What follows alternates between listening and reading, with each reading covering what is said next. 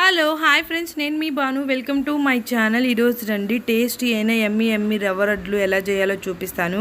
ఇది ట్రై చేస్తే ఖచ్చితంగా మీకు మంచి ఎమ్మి వస్తాయి. ఫస్ట్ పచ్చి కొబ్బరిని తురుము పట్టుకోవాలి. తర్వాత 1 కప్పు పచ్చి కొబ్బరికి 2 కప్పులు బొంబాయి రవ్వ వేసుకోవాలి. బొంబాయి రవ్వ 2 కప్పులు, పంచదార ఫుల్ కప్ 1 వేసుకుంటే కరెక్ట్గా మెజర్మెంట్ సరిపోయిద్ది అనమాట.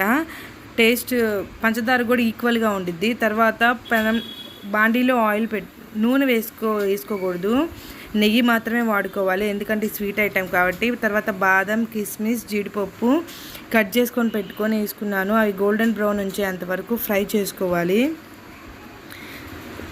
మీకు మంచి టేస్టీ అయిన రవ్వ లడ్డు వచ్చేది. ఖచ్చితంగా ఇలా ట్రై చేయండి.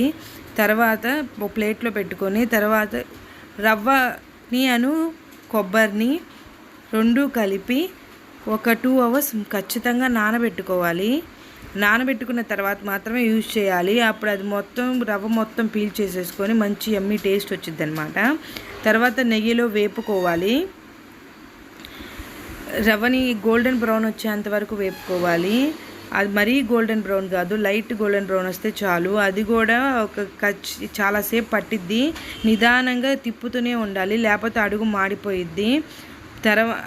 గోల్డెన్ బ్రౌన్ వచ్చిన తర్వాత వేపిన రవ్వలో స్టవ్ ఆన్ చేసే ఉంచి పంచదార వేసుకొని 1:2:1 అని చెప్పాను కదా, పంచదార వేసుకొని డ్రై ఫ్రూట్స్ కూడా వేసుకొని ఒక 2-3 మినిట్స్ స్టవ్ ఉంచుకొని తర్వాత చూడండి బాక్స్లో తీస్తున్నాను రవ్వ. మిగిలిన దాంట్లో హాఫ్ తీసేసేసి రవ్వ పక్కన పెట్టుకొని మిగిలిన దాంట్లో కొంచెం పాలు ఒక పక్కకి పోసుకొని మొత్తం కలుపుకోకుండా అంతవరకు మాత్రమే హాఫ్ మాత్రమే అట్లా గట్టిగా ఎక్సెస్ ఉన్న పాలు మొత్తం పిండేసేసి లడ్డూలా చుట్టుకోవాలి. నిజంగా యమ్మీ టేస్ట్తో ఉండిద్ది.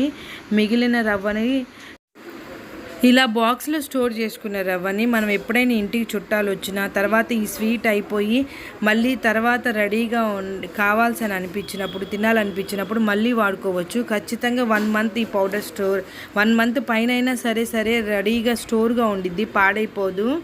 ఎప్పుడు కావాలంటే అప్పుడు రవ్వ లడ్డు చేసుకోవచ్చు. అప్పుడే మొత్తం ప్రిపేర్ చేసుకోవాల్సిన అవసరం లేదు. పచ్చి కొబ్బరి వేసామని పాడైపోయినది సమస్యే లేదు. Thank you.